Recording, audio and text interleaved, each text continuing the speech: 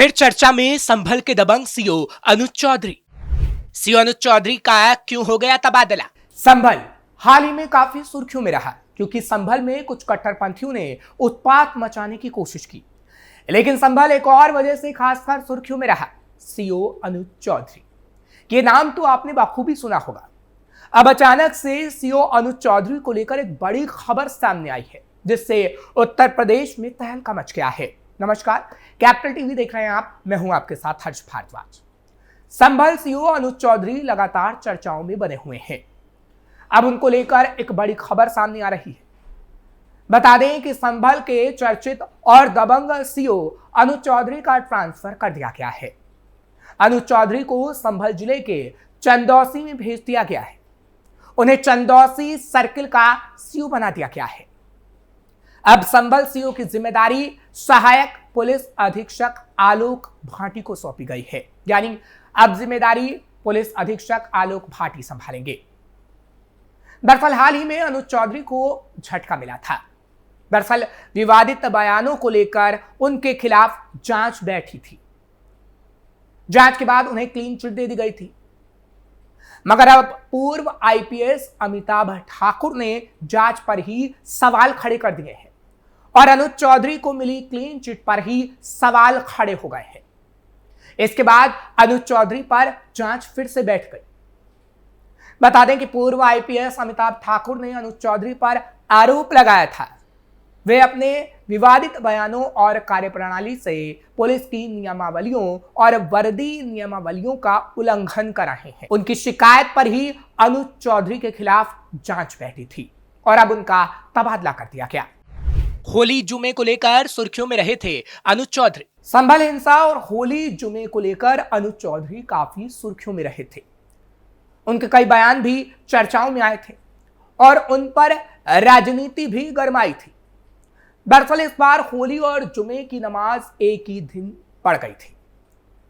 इसको लेकर अनुज चौधरी का बयान काफी चर्चाओं में रहा था। अनुज चौधरी ने कहा था कि होली साल में एक बार आती है, जबकि जुमे की नमाज 52 बार। अगर किसी को होली के रंगों से परहेज है, यानी मुसलमानों को, तो वो उस दिन घर पर ही रहे। संभल हिंसा के दौरान भी अनुज चौधरी ने कहा था कि वे मरने के लिए भर्ती नहीं हुए हैं। साथ ही उन्होंने हिंदू समुदाय से आग्रह किया था कि जो रंग ना लगवाना चाहे उस पर जोर जबरदस्ती ना की जाए। इसके अतिरिक्त उन्होंने एक और बयान में कहा, अगर आप ईद की सेवैयां खिलाना चाहते हैं तो आपको गुजिया भी खानी पड़ेगी। इस कथन के जरिए उनका उद्देश्य दोनों समुदायों में आपसी समझ और समरसता को बढ़ावा देना था, यानी आपसी सद्भावना को बढ़ावा देना। अनुज चौधरी के बयानों से हुआ था राजनीतिक माहौल गर्म। हालांकि इन बयानों के बाद राजनीतिक माहौल गर्म हो गया था। समाजवादी पार्टी और कांग्रेस जैसे विपक्षी दलों ने इसे एक पक्षपातपूर्ण और अनुचित टिप्पणी बता दिया था और अनुज चौधरी पर कार्रवाई की मांग की गई थी। वहीं उत्तर प्रदेश के मुख्यमंत्री योगी आदित्यनाथ ने अनुज चौधरी के पक्ष में बयान दिया था। योगी आदित्यनाथ ने चौधरी के पक्ष में बयान देते हुए कहा था कि उनका इरादा केवल शांतिपूर्ण सह अस्तित्व को बढ़ावा देना था। उन्होंने ये भी जोड़ा था कि नमाज घर पर भी पढ़ी जा सकती है और होली जैसा पर्व सभी को मिलजुल कर मनाना चाहिए, आपसी प्रेम रहना चाहिए। इस बीच अनुज चौधरी को जान से मारने की धमकियां भी मिलने लगी थी, जिस पर उनके पिता ने सरकार से उनके लिए सुरक्षा की मांग भी की थी और यह मुद्दा भी उत्तर प्रदेश में काफी छाया रहा था, क्योंकि उनके पिता ने कहा था कि कुछ लोग उन्हें जानबूझकर निशाना बना रहे हैं और अनुज चौधरी की जान को खतरा भी बताया गया था। योगी आदित्यनाथ ने अनुज चौधरी के लिए क्या कहा था? सीएम योगी आदित्यनाथ ने एक मीडिया चैनल से बातचीत करते हुए कहा था कि होली के मौके पर सभी को एक दूसरे की भावनाओं का आदर करना चाहिए। जुमा की नमाज हर शुक्रवार को होती है, जबकि होली साल में केवल एक बार आती है। यही बात शांतिपूर्वक और सद्भाव के साथ समझाई गई है। मुख्यमंत्री योगी आदित्यनाथ ने सीओ अनुज चौधरी का बचाव करते हुए कहा था कि वो एक पूर्व पहलवान और अर्जुन पुरस्कार से सम्मानित खिलाड़ी हैं, इसलिए उनके बोलने का तरीका स्पष्ट होता है। उन्होंने कहा था कि वो पहलवान रह चुके हैं, ओलंपिक स्तर के खिलाड़ी रह चुके हैं, इसलिए बात को भी उसी अंदाज में कहते हैं, सीधी और स्पष्ट। लेकिन अगर बात सच्ची है तो उसे स्वीकार करने का साहस सभी में होना चाहिए। सीओ अनुज चौधरी के बयान पर भड़की थी मुस्लिम लीग। संभल में पीस कमेटी की बैठक के दौरान सीओ अनुज चौधरी ने यह बयान दिया था, जिसके बाद सियासी तूफान खड़ा हो गया था। इंडियन यूनियन मुस्लिम लीग के संयुक्त सचिव मौलाना कौसर हयात ने इसे पुलिस अधिकारी नहीं बल्कि हिंदू नेता जैसा बयान भी बताया था। उन्होंने आरोप लगाया था कि एक पुलिस अधिकारी का काम निष्पक्ष रहना होता है, न कि किसी धर्म विशेष का समर्थन करना। मौलाना कौसर हयात ने तीखा हमला बोलते हुए कहा था कि सीओ का बयान किसी पुलिस अफसर का नहीं बल्कि एक हिंदू नेता का लग रहा है। उन्होंने आरोप लगाया था कि संभल में हुए फसाद के बाद से अनुज चौधरी का रवैया पक्षपातपूर्ण रहा है और हो सकता है कि वो भविष्य में बीजेपी से एमपी या एमएलए बनने के लिए तैयारी कर रहे हों। मौलाना कौसर हयात ने कहा था कि यूपी पुलिस में निष्पक्ष अधिकारियों की कोई कमी नहीं है। अगर सरकार को सच में गंगा जमुनी तहजीब को बचाना है तो संभल में किसी और अधिकारी को तैनात किया जाए। कौन है अनुज चौधरी, जानिए। अनुज चौधरी पूर्व चैंपियन पहलवान रह चुके हैं। वे अपनी दमदार कदकाठी और बेबाक अंदाज के लिए जाने जाते हैं। वो मुजफ्फरनगर के बहेड़ी गांव के रहने वाले हैं। अनुज चौधरी ने अंतर्राष्ट्रीय कुश्ती में भारत का नाम रोशन किया है। साल 1957 से 2014 तक वो राष्ट्रीय चैंपियन रहे हैं और नेशनल गेम्स 2002 और 2010 में उन्होंने 2 रजत पदक जीते हैं। अनुज चौधरी ने एशियाई चैंपियनशिप 2005-2009 में भी पदक हासिल किए हैं। साल 2010 के नई दिल्ली राष्ट्रमंडल खेलों में अनुज चौधरी ने रजत पदक भी जीता है और 2004 के एथेंस ओलंपिक में उन्होंने भारत का प्रतिनिधित्व भी किया है।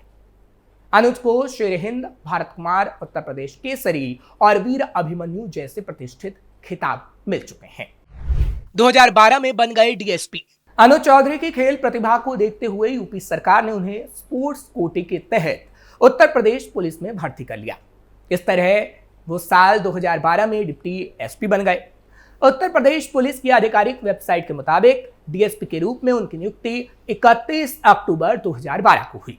इसके कुछ समय बाद 20 सितंबर 2014 को उन्हें कंफर्म किया गया और 10 अगस्त 2019 को उन्हें प्रमोशन मिला। कई बार विवादों में भी रहे अनुज चौधरी। अनुज चौधरी कई बार चर्चा और विवादों में रह चुके हैं। ये पहली बार नहीं जब अनुज चौधरी विवादों में आए हैं। मुरादाबाद में तैनाती के दौरान उनकी समाजवादी पार्टी के वरिष्ठ नेता आजम खान से बहस हो गई थी।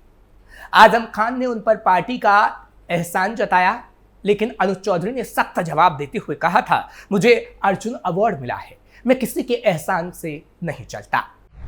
संभल हिंसा के दौरान गोली लगी थी। संभल में पिछले साल विवादित ढांचे के सर्वे के दौरान हुए बवाल में पुलिस कर्मियों पर गोलियां चली थीं, जिसमें अनुज चौधरी को भी गोली लगी थी।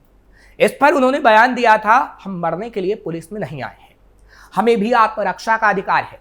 अगर गोली चलेगी तो हम भी बचाव में गोली चलाएंगे।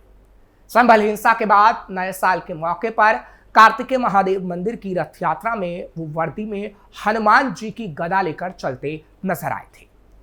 इस पर कई लोगों ने पुलिस मैनुअल का उल्लंघन बताते हुए अनुशासनात्मक कार्रवाई की मांग भी की थी। संभल में क्या था विवाद? यूपी के जिले संभल में बनी जामा मस्जिद के सर्वे के लिए कोर्ट ने आदेश दिया था। एक टीम सर्वे के लिए मस्जिद में गई।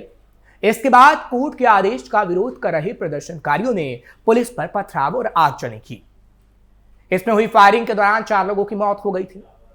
जामा मस्जिद जहां है उसे हिंदू पक्ष श्री हरिहर मंदिर होने का दावा कर रहा है। इस दावे के आधार पर कोर्ट ने मस्जिद के सर्वेक्षण का आदेश दिया था। हिंदू पक्ष के एक स्थानीय वकील गोपाल शर्मा ने बताया था, कोर्ट में दायर याचिका में बताया गया है कि बाबरनामा और आईन अकबरी ने पुष्टि की है कि उस स्थान पर हरिहर मंदिर था जहां अब जामा मस्जिद है। मंदिर को मुगल सम्राट बाबर ने 1529 में ध्वस्त कर दिया था। महंत ऋषि राजगिरी महाराज ने 19 नवंबर को सिविल कोर्ट याचिका दायर कर सर्वे की मांग की थी। कोर्ट की ओर से सर्वेक्षण का आदेश जारी होने के तुरंत बाद सर्वेक्षण की प्रक्रिया शुरू की गई थी, जिसमें मुस्लिम समुदाय में असंतोष उत्पन्न हुआ था। उनका मानना था कि इस प्रक्रिया में जल्दबाजी की गई थी और उनके पक्ष को पर्याप्त समय या अवसर नहीं दिया गया था। सर्वेक्षण के दौरान मस्जिद के बाहर बड़ी संख्या में लोग इकट्ठा हुए थे, जिससे तनावपूर्ण स्थिति उत्पन्न हुई थी।